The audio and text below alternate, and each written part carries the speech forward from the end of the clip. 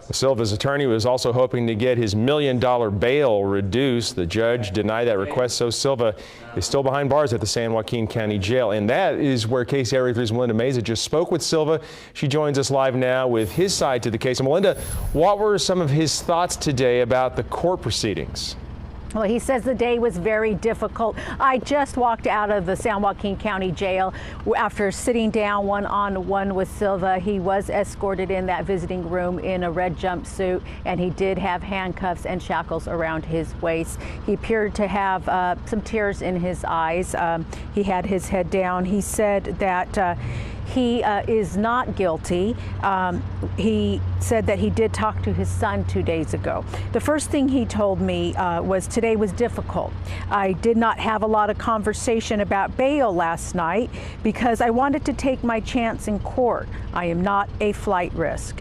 And then I did ask him about turning himself in. He did say that he flew here to turn himself in, to fight the charges. He said he knew he would be arrested at the San Francisco airport. He says, I have gone above and beyond to cooperate with law enforcement, and that is why I am feeling that I am being excessively targeted. He also told me that he emailed the district attorney himself when he found out about the charges to say that he would get on a plane and he would return here to San Joaquin County. All right, well, so Melinda, let's talk a little bit about his connection to what used to be the Boys and Girls Club, now the Kids Club. What did he tell you about that?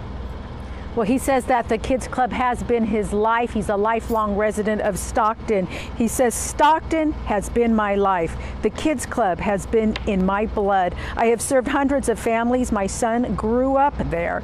And then he also did tell me that he thought the judge was going to say that he's not a flight risk. He thought he would reduce bail like a normal person. Again, he talked about his conditions there. He says it's very cold, that they did give him a sweatshirt today. He says he hasn't been eating. He's obviously very upset by this, and he's hoping that there will be a bail reduction so he says he could fight the charges. Also something that I will let you know, he says he's in protective custody, so he's not out where he could make phone calls and such. He says that the jail staff told him that was for his own good, and he also says that they've been very kind to him here, but the conditions, he says, are very poor, and he's very upset. Well, I mean, we're just kind of getting started with this case, so still a lot more to come. We know you'll stay on top of that for us. Melinda, thanks.